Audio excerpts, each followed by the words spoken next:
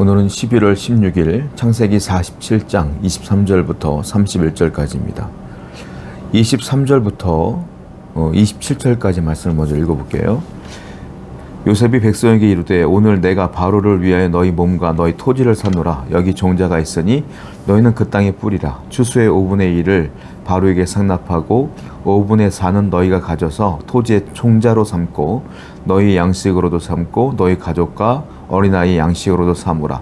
그들이 이르되 주께서 우리를 살리셨사오니 우리가 주께 은혜를 입고 바로의 종이 되겠나이다. 요셉이 애굽 토지법을 세우매 그 5분의 1이 바로에게 상납되나 제사장의 토지는 바로의 소유가 되지 아니하여 오늘까지 이르니라.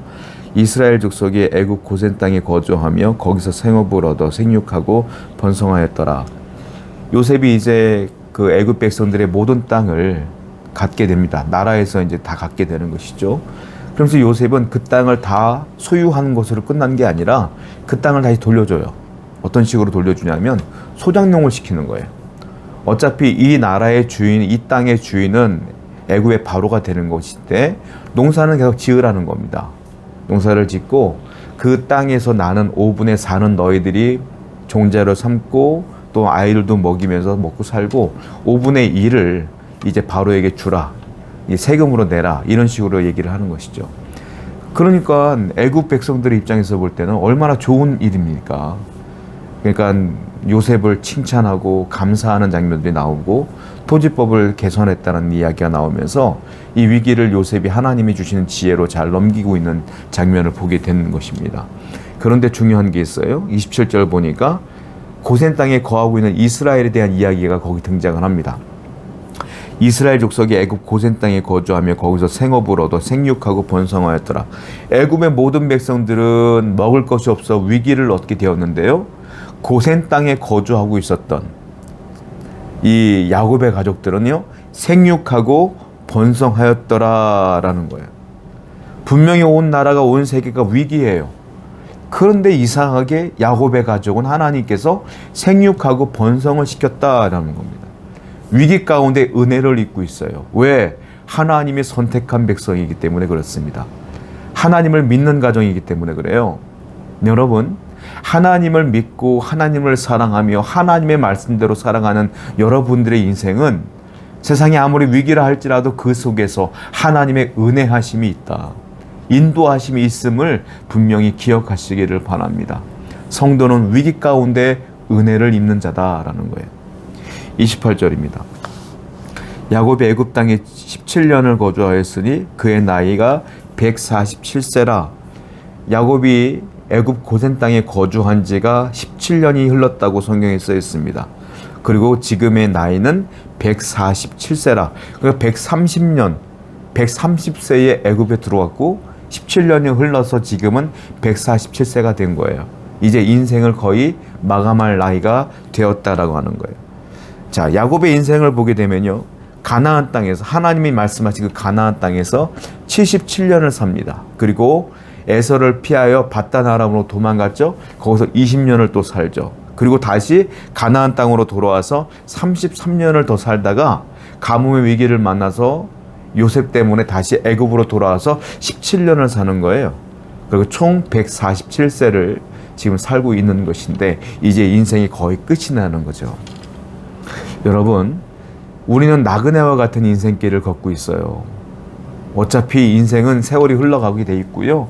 나이는 먹게 돼 있어요. 그리고 결국은 우리는 죽음을 맞이할 수밖에 없는 인생입니다. 결국은 이곳은 어떤 곳이에요? 영원히 살 수 있는 곳이 아니에요. 여기는 스쳐 지나가는 나그네와 같은 인생을 살아가는 장소이다라는 거죠. 잠깐 거류하는 것뿐이에요. 그렇기 때문에 여기에 수많은 미련을 남겨둘 필요가 없다. 이 땅을 살아가는 우리는 그러므로 하늘의 소망을 두어야 되며 하나님을 바라봐야 되며 저 천국을 바라보며 살아가야 된다라는 것이죠. 오늘도 이 땅에 미련을 두지 아니하며 오직 하늘의 소망을 두고 살아가는 여러분 되기를 축원드립니다. 29절입니다. 이스라엘이 죽을 날이 가까우매 그의 아들 요셉을 불러 그에게 이르되 이제 내가 네게 은혜를 입었건을 청하거니 내 손을 내 허벅지 아래에 넣고 인애와 성실함으로 내게 행하여 애굽에 나를 장사하지 아니하도록 하여라.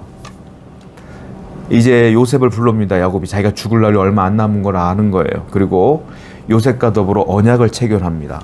너는 내 허벅지 아래 손을 넣어라. 어서 많이 본 장면 아닙니까? 아브라함이 이삭의 아내를 구할 때 종을 불러다가 이렇게 얘기했죠. 너는 내 허벅지 아래 손을 놓고 맹세하라.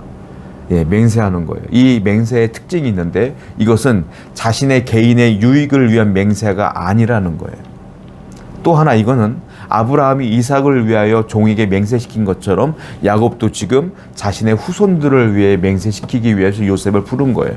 즉 이 맹세는 무엇이냐면 이 맹세는 후손들을 위하여 맹세하는 것이다. 그런데 중요한 단어가 있어요. 뭐라고 말합니까? 하나님께서 말씀하시는데 너는 이제 인애와 성실함으로 내게 행하라 이렇게 말하고 있어요. 인애와 성실함. 인애와 성실함은 사람의 성품이 아니에요. 이것은 하나님이 인간에게 나타내신 성품이 인애와 성실함이다라는 거예요. 성실함은 뭡니까? 하나님의 말씀을 이행하는 성실함을 말하는 거예요. 인애는 무엇일까요? 어떤 상황에도 우리를 사랑하시고 돌보시고 인도하시는 하나님의 성품을 말하는 거예요. 즉 야곱이 지금 요셉에게 맹세시키는 건 뭐냐면 야곱이 147년을 살아왔지만 수많은 세월을 자신의 꾀로 살아왔어요. 자신의 지혜로 살아왔어요. 우리는 야곱의 인생을 압니다. 얼마나 많이 자기의 머리를 쓰며 살아왔어요? 근데 지금 와서 생각해 보니까 자신의 꾀와 자신의 지혜와 자신의 경험과 자신의 계획으로 살아온 모든 것들이 다 허무하다. 그대로 되어진 것들이 없고 지금 생각해 보면 하나님의 인애하심과 하나님의 성실하심으로 나를 인도했다라는 것들을 야곱은 깊이 깨닫고 있어요. 그래서 요셉에게 말하는 거예요. 너는 하나님의 인애하심과 성실하심으로 인생을 살아라. 그리고 이 언약을 행하라.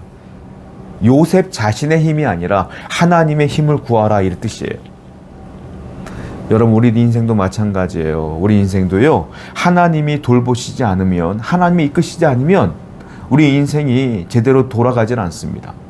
내 인생 가운데 이루어지는 모든 것들은 다 하나님의 인애하심과 성실하심으로 나를 그분이 이끌어 주시기 때문이 아니겠습니까? 오늘도 하나님의 인애하심과 성실하심을 구하는 여러분 되기를 축원드립니다. 29절부터 30절입니다. 아까 29절은 또 읽었고요. 30절만 제가 읽어볼게요. 내가 조상들과 함께 눕거든 너는 나를 애굽에서 내어다가 조상의 묘지에 장사하라. 요셉이 이르되 내가 아버지의 말씀대로 행하리이다. 아까 말씀드렸어요. 허벅지에 손을 놓고 맹세하는 것. 그것은 무엇이냐면 자신의 유익이 아니다. 그리고 또 하나 자신의 유익이 아니라 다음 세대 내 후손들을 위한 언약을 행할 때에 이런 방법으로 행한단 말이에요.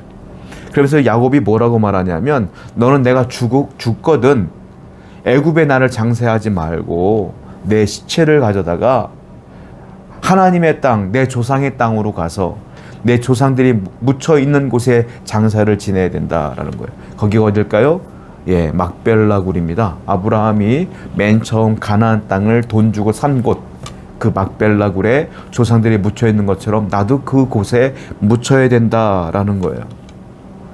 그러니까 인애와 성실함으로 맹세하라 라고 말하는 것이고 요셉은 네 알겠습니다 라고 얘기하는 것이죠. 우리는 성도의 삶을 다 해야 되는데 성도는 개인의 이익과 개인의 유익을 구하는 존재가 아니에요.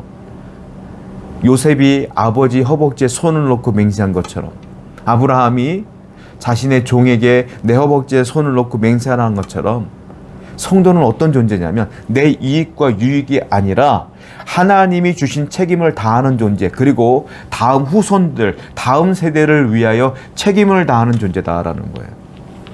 우리가 오늘 이 땅을 살아가는데 내 이익이 아니라 내 자손들과 후손들을 위하여 그리고 하나님 나라의 책임을 다하는 성도의 삶을 살아가는 여러분 되기를 축원드립니다. 31절입니다. 야곱이 또 이르되 내게 맹세하라 하매 그가 맹세하니 이스라엘의 침상 머리에서 하나님께 경배하니라.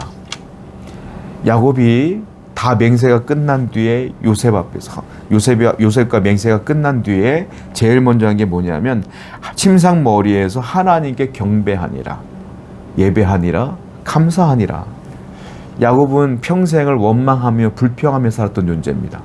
왜? 태어남과 동시에 불평이 많았어요. 무엇이요? 왜 장자권은 형 에서에게 간 거야? 아니 똑같은 날 태어났는데 내가 조금 늦게 태어났다고, 내가 발목 잡고 태어났는데 거기 같이 태어난 거 아니야? 왜 형에게 장자권이 간 거야? 원망 불평. 늘 평생을 원망 불평하며 살던 그 야곱이 나이를 먹어가며 하나님의 은혜를 입으며 변화되었어요. 어떻게 해요? 매사가 감사요, 매사가 경배로 바뀌었다. 하나님께 감사하는 존재로 바뀌었다. 이게 변화입니다. 성도의 삶의 최종 변화는 이렇게 돼야 되는 거예요. 여러분 인생을 살다 보면 원망과 불평이 터져나올 때도 있지만 이제 우리는 변화되어야 돼요. 어떻게 해요? 하나님 그래도 감사합니다. 하나님 그래도 주님을 예배합니다. 그 와중에 이렇게 인도하시니 감사합니다 라고 여러분들의 하나님 앞에 신앙 고백을 해야 돼요. 성도 여러분, 감사하는 신앙이 되기를 축원드립니다. 기도하겠습니다. 오늘도 늘 하나님께 감사하게 하시고 늘 하나님께서 주시는 사명을 감당하며 살아가게 하여 주옵소서. 예수님의 이름으로 기도드렸습니다. 아멘.